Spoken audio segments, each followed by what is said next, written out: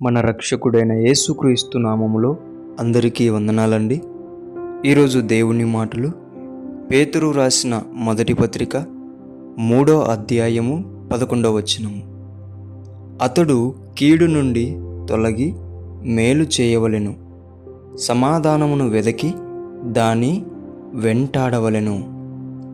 ఎవరు అతడు అంటే, ఎవరైతే సత్యాన్ని ప్రేమిస్తారో, ఎవరైతే జీవమును ప్రేమిస్తారో, ఎవరైతే నిజదేవుణ్ణి ప్రేమించి మంచి దినములు నేను అనుభవించాలి, మంచి రోజులు నేను చూడాలి అని అనుకుంటారో వారు ఏం వెదకాలంట, ఏం చేయాలంట అంటే కీడు నుండి తొలగిపోవాలా, తొలగిపోయి సైలెంట్గా ఉండకోకుండా మేలు చేయడం నేర్చుకోవాలా.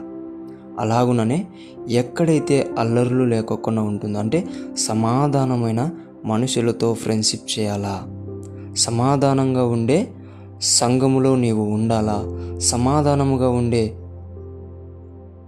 దేవుని బిడ్డలతో నీవు సహవాసం చేసి నువ్వు ఎలా ఉండాలా, మేలు చేసేవానిగా ఉండాలా, సమాధానము కలిగి ఉండాలా.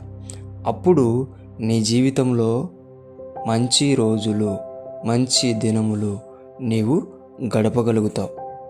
చాలామందికి నా జీవితంలో మంచి రోజులు రావా అని క్వశ్చన్ మార్క్ ఉంటుంది, కానీ వస్తే పాటించరు. అదే దేవుడు అంటున్నాడు ఇక్కడ, మంచి దినములు నీవు చూడాలి అంటే నీవు కీడు నుంచి తొలగిపోవాలి, అలాగుననే మేలు చేయడం నేర్చుకోవాలా, సమాధానంగా ఉండడం నేర్చుకోవాలా. అప్పుడు ఖచ్చితంగా దేవుడు నీ జీవితంలో మంచి దినములు దేవుడు అనుగ్రహిస్తాడు. దేవుడి మాటలను దీవించునుగాక. ప్రార్థిద్దాం. యేసయ్యా మీకు వందనాలు నాయనా.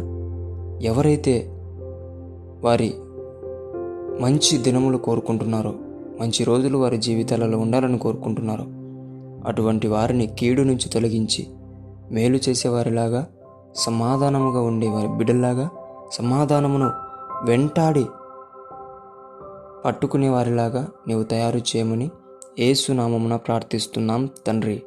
ఆమెన్.